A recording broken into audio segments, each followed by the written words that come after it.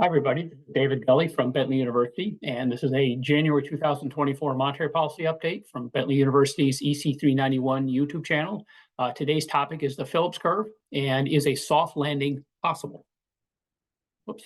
So our agenda today is to derive the short and long run Phillips curve, talk about the different slopes, flat versus steep Phillips curve, how Phillips curves can shift, why Phillips curves might be nonlinear in nature, and then we'll combine all that information together to look at the Phillips curve in the current economic environment. The idea, of course, is that the Fed is right now trying to reduce inflation without increasing the unemployment rate too much. And we want to investigate, is this possible? And so what we're going to be looking at here is the idea of a soft versus hard landing. A soft landing is where the unemployment rate doesn't increase by very much.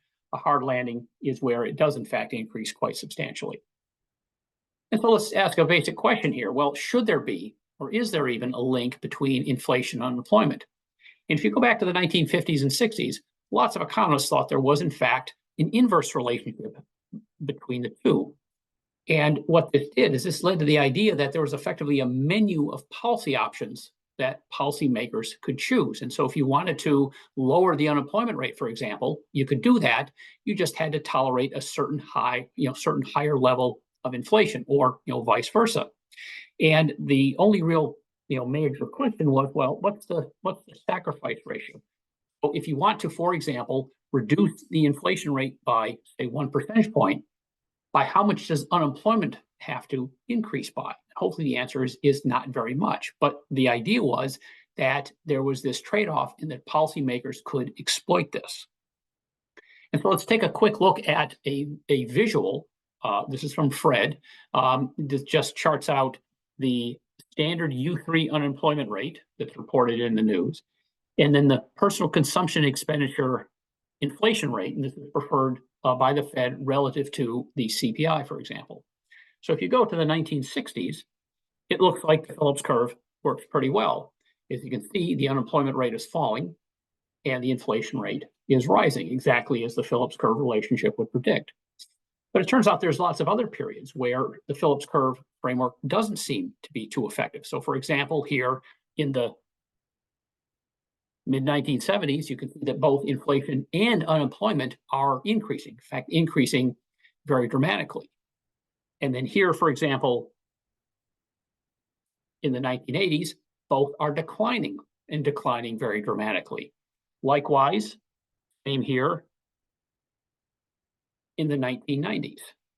And then you can see here in the 2010s, the unemployment rate is falling quite a bit, but the inflation rate, with the exception of right here, wasn't doing really very much. So the idea is that over long periods of time, there doesn't really seem to be a particularly strong inverse relationship between inflation and unemployment. And so here's another way to view it. This is from a relatively recent paper on the Phillips curve, and the data are from 1960 through the early part of 2019. And on the vertical axis is the inflation rate, and on the horizontal axis here, instead of the unemployment rate, it's the unemployment gap, and that's the difference between the actual unemployment rate and the estimated natural rate of unemployment. This is sometimes referred to as U star, when the economy is at full employment equilibrium. It's the same general idea. And as we'll see, economists use slight variations of the unemployment rate in order to do their analysis here.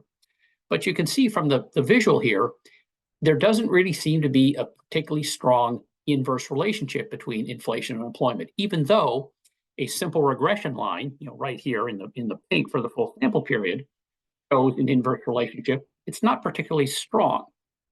And then if you restrict the sample from 2004 2019, you get the blue regression line, and then it looks even weaker, right? So just the simple, straightforward data plots here suggest not a particularly strong relationship. All right, so, well, doesn't seem like we have that great of a link between the two variables here. And so what we want to do is to see, can we replicate this? And can we ask the question, are there circumstances or environments under which the Phillips curve might work better or might not work so well? And so what we'll do is we'll start out using the standard workhorse aggregate-demand aggregate-supply model to derive the Phillips curve. All right, so over here on the left, I've got the aggregate-demand aggregate-supply model. I have the long-run supply curve. That's the economy's maximum sustainable capacity, given labor resources, productivity, and so forth at a particular time. The aggregate demand curve is made up of consumption, investment, government spending, and net exports.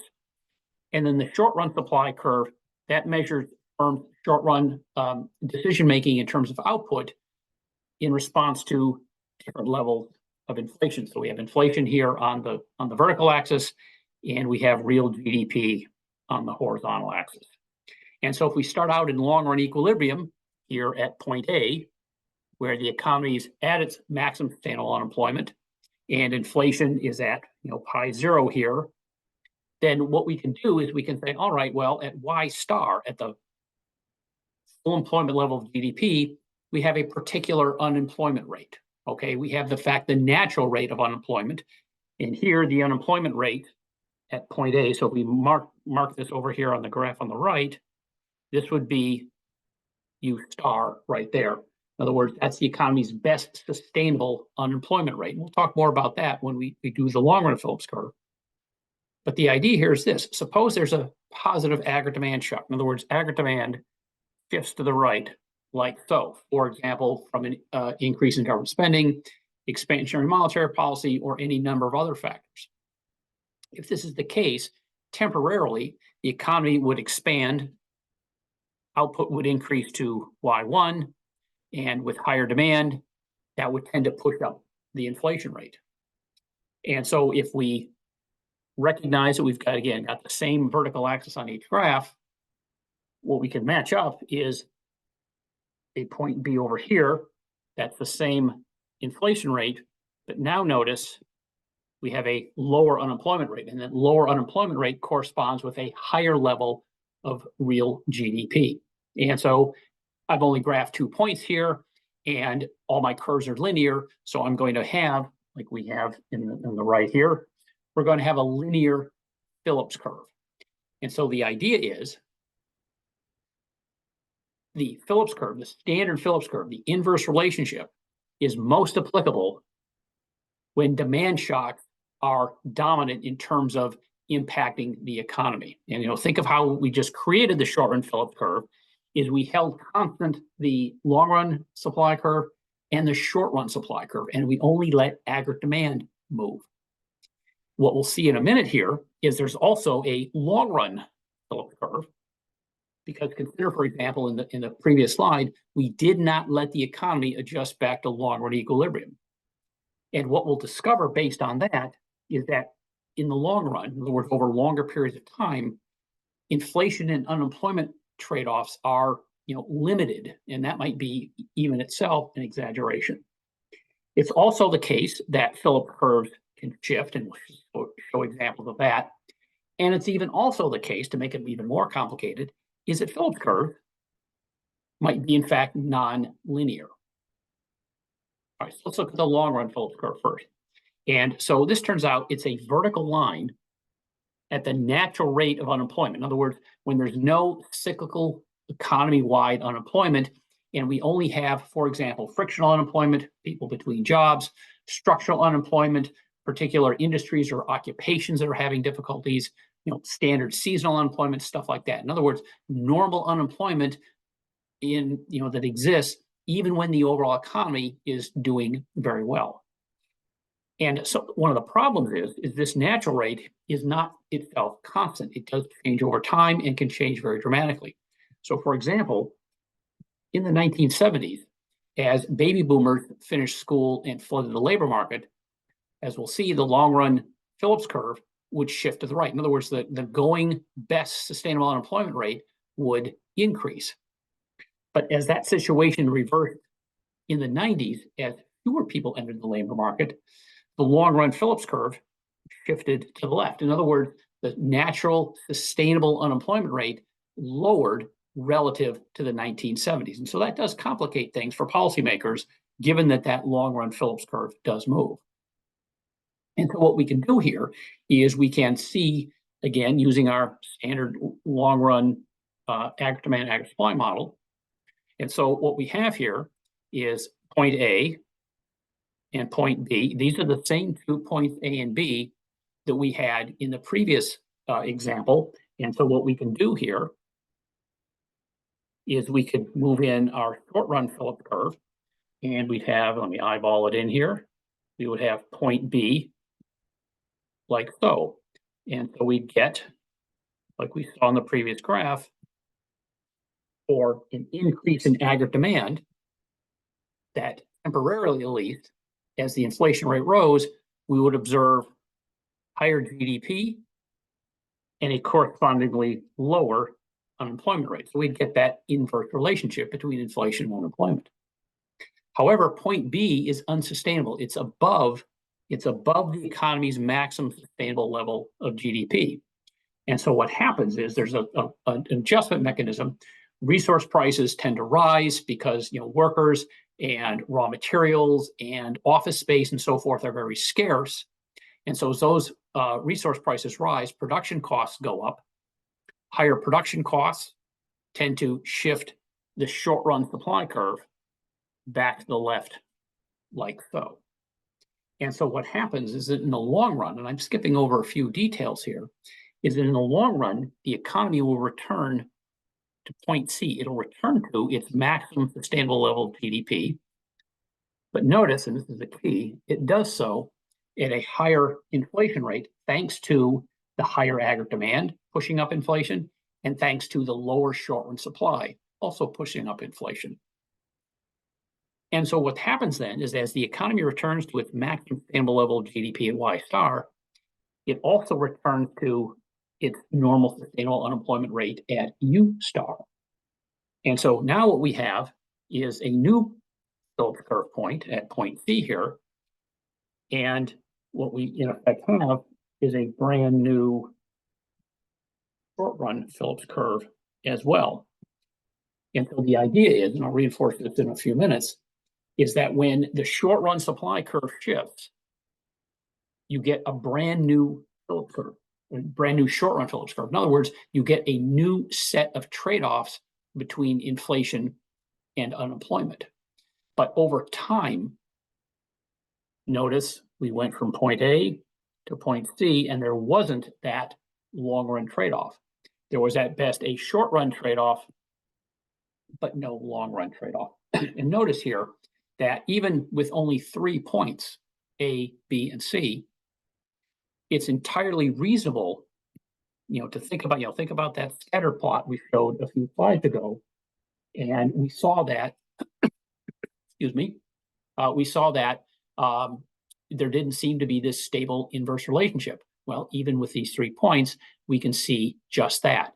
And so one of the reasons why you don't see the stable relationship is because Phillips curves shift. It doesn't invalidate the Phillips curve framework. It just means we have to worry about the shifts. We'll talk more about that in a few minutes. So now we come to a more formal discussion of the shifts in the short run Phillips curve. And these can come from a variety of reasons. And let me do 2 examples here. An energy shock, in other words, a change in energy prices, or a change in inflation expectations. And what this will lead us to, and again, I'm going to skip over some of the details here, what's known as the inflation expectations augmented Phillips curve. The idea being that changes in inflation expectations, our inflation expectations, can shift the short run Phillips curve. And the lesson we want to get across here is that changes in the short run supply curve can shift the short run Phillips curve. And again, so let's do some examples here. Okay, so here's our energy shock, right? So we started out, like we have in our previous examples, at a long run equilibrium, point A. The economy is at its maximum sustainable output rate and also at its best sustainable unemployment rate U star. Now let's suppose there's an increase in energy prices, oil prices, natural gas prices, etc. And so what this will do is this will shift the short run supply curve. All firms, to some extent, of course, use energy to produce output. Therefore, their production costs will go up and the short run supply curve will shift back to the left. And so what we'll get in the short run is an equilibrium at point B. We'll get an equilibrium at a higher inflation rate and at a lower level of real GDP. And so what we want to do is we want to translate this point B here in the agrimatic supply model over into the Phillips curve space. And so we have a higher inflation rate and a higher unemployment rate. And so that corresponds to point B right there. And so effectively what we get is a new trade-off, a new link between inflation and unemployment, because we have a different or a shifted short-run supply curve. And so again, this is another example of why you sometimes, if you simply draw a scatter plot of inflation and unemployment, why you might not get that clear inverse relationship. And so, for example, here, notice that you observe a positive correlation. Higher inflation correlated with higher unemployment.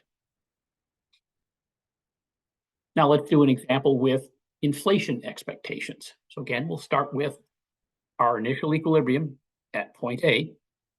And let's imagine that inflation expectations decline. In other words, people and firms look ahead and see lower inflation coming for any number of reasons, tighter monetary policy, for example. So the current inflation rate is pi 0 here. Suppose that everybody agrees that the new expected inflation rate will be pi 1, in other words, lower.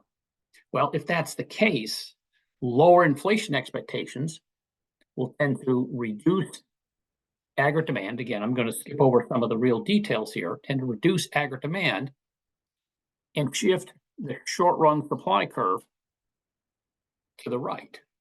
And so the economy will start at point A and move to point B, the lower inflation equilibrium, still at our maximum sustainable level of GDP here. And so over in the Phillips curve space, we have the same unemployment rate, the U star, but now we have a different Phillips curve. Our Phillips curve has shifted down into the left. And so for a given unemployment rate, we now have a lower inflation rate for every possible unemployment rate, not just the U star that we're using here in this example. So this is another example where as the short run supply curve shifts, you get a new Phillips curve.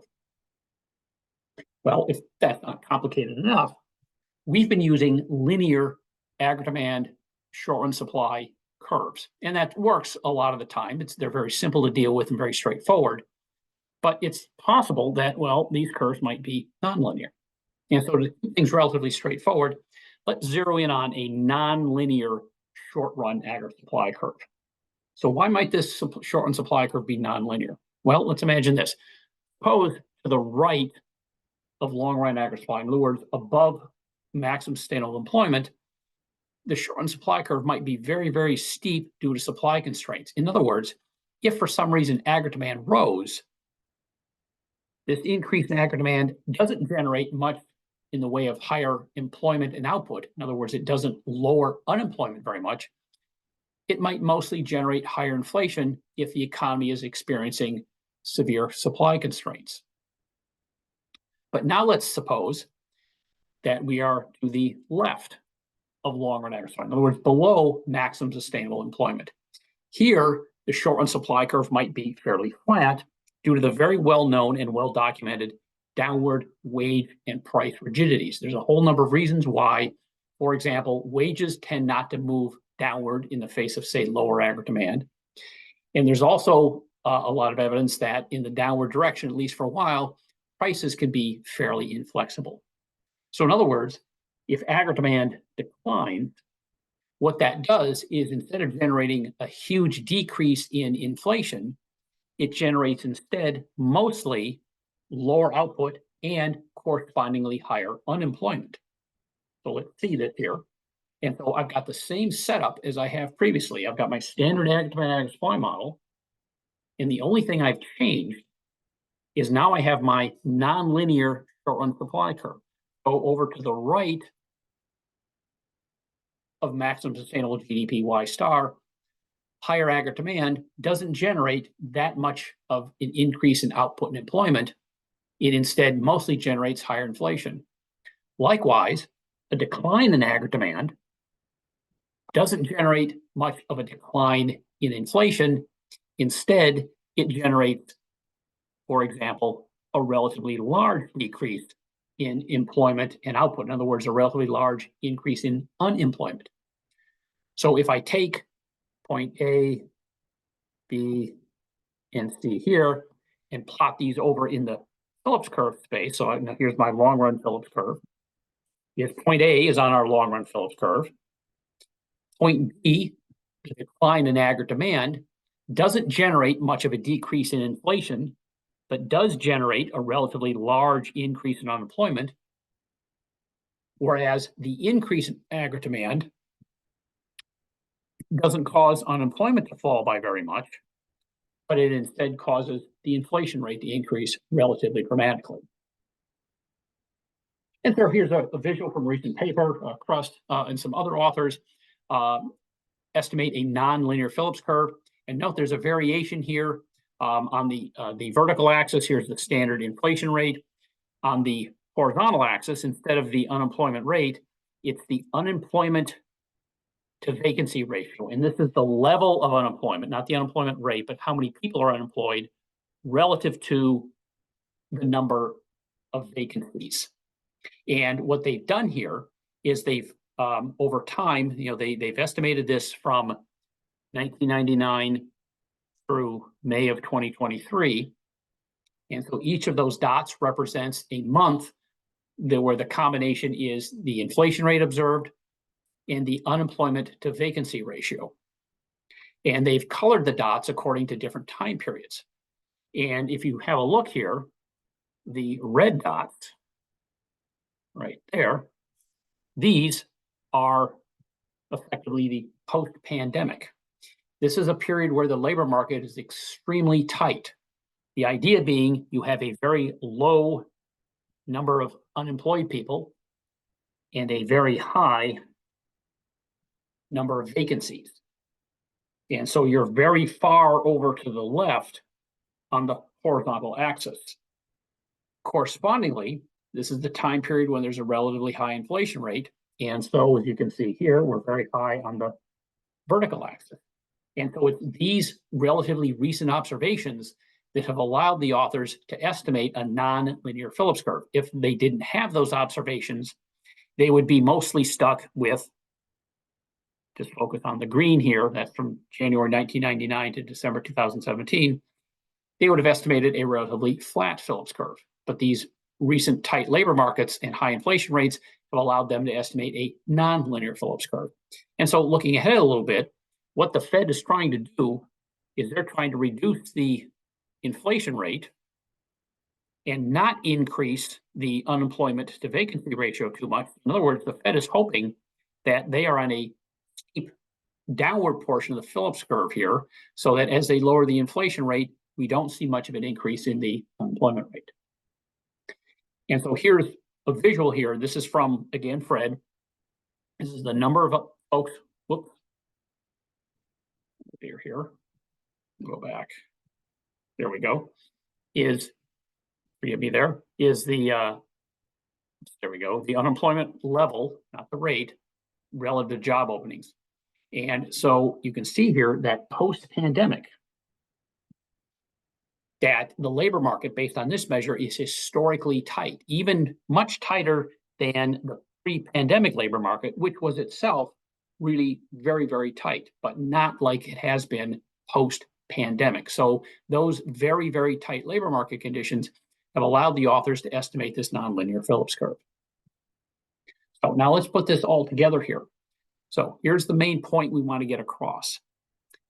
If it's mainly demand shocks that are at work, then there is indeed a trade-off In other words, an inverse relationship between inflation and unemployment. But if there are other things happening, if there are things happening with the short-run supply curve, the long-run supply curve, or perhaps both, then what happens, and we demonstrated this, the short-run Phillips curve will shift, and it then appears, and that's the key word here, I chose this word deliberately, makes it appear that there's little or no trade-off between inflation and unemployment. And here's the main point we want to make. This does not invalidate the Phillips curve framework. The key is to recognize when these shifts happen. So let's put together some of the stuff we've done here. So notice I've included a long-run Phillips curve and 3 short-run Phillips curve. So here, this Phillips curve, PC1, might be generated by the negative energy shock that we did earlier. And this lower Phillips curve might be generated, for example, by, say, lower inflation expectations. And what we might see is at various times, different points here, here, here. We might see different points here, here, and here, and here on this Phillips curve. And we might see varying points on this Phillips curve. And so the point here is if we look at all these different inflation unemployment combinations, it looks like there's no relationship if we just drew a simple scatter plot. But what's really happening here is this is the short-run Phillips curve shifting. And what I did not show, and I could, that was just making things slightly more complicated visually, but what I could do is I can also shift the long-run Phillips curve. We'd have a different natural rate of unemployment. So that might be the Phillips curve, say, shifting to the left in the 1990s as fewer people entered the labor force. That would create a whole nother set of trade-offs between inflation and output, again, making it look like there's no relationship between the two. And so now what we want to do is apply everything we've done here to the current situation in terms of inflation and unemployment, right? So post-pandemic, the inflation rate increased very dramatically. Consider the graph at the beginning of the slideshow here. And the unemployment rate fell down to well under 4%. So we had higher inflation, lower unemployment, and this is completely consistent with the Phillips curve framework. And so then what the Fed did in response is they began tightening monetary policy. They raised the federal funds rate. They started reducing the size of the balance sheet, and they used forward guidance. In other words, they were communicating that policy was going to get tighter and that they were going to stay on the job to keep the economy from overheating, and their objective was to reduce inflation. And the intent then was to lower our inflation expectations, which we saw earlier will help shift the Phillips curve downward and help reduce actual inflation.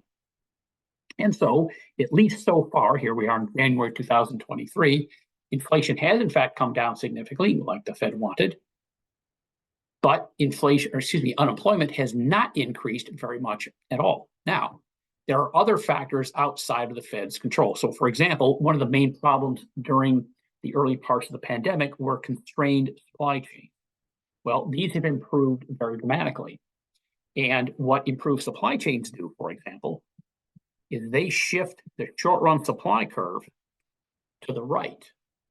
And what this does, in turn, is this shifts the short-run Phillips curve downward. In other words, it improves the trade-off in terms of looking at it like this. For any given unemployment rate, you would observe a lower inflation rate. Likewise, labor supply has increased, which tends to do the same thing. So there have been other factors that have been outside of the Fed's control that have helped lower inflation without increasing unemployment. So how can we look at this in the Phillips curve framework? Well, there might be a number of reasons why we've seen, at least so far, a limited trade-off. So consider an earlier slide I had with the nonlinear Phillips curve. It is very possible that right now, at least, the economy is on that very steep portion of that nonlinear Phillips curve. And so what we've observed is large and dramatic reductions in inflation, but very small increases in unemployment. It's also possible that the Phillips curve itself has become steeper. As we'll see here in a minute, there was some evidence that prior to the pandemic that the Phillips curve, the short run Phillips curve, was relatively flat. One reason for that is that firms did not change prices very often in a low inflationary environment. In a higher inflationary environment, firms, unsurprisingly, to try to keep up with inflation, change prices more frequently. And one of the consequences of firms changing prices more frequently is you get a steeper short-run Phillips curve. It's also possible, if that's not complicated enough, is that the Phillips curve has been shifting downward. In other words, for a given unemployment rate, we observe a lower inflation rate. So as I mentioned, we've got improved supply chains. That shifts the short-run supply curve to the right. And going back to a previous example here, we've got lower inflation expectations, and that's perhaps in anticipation of the impacts of restrictive monetary policy. And here's the key to think about.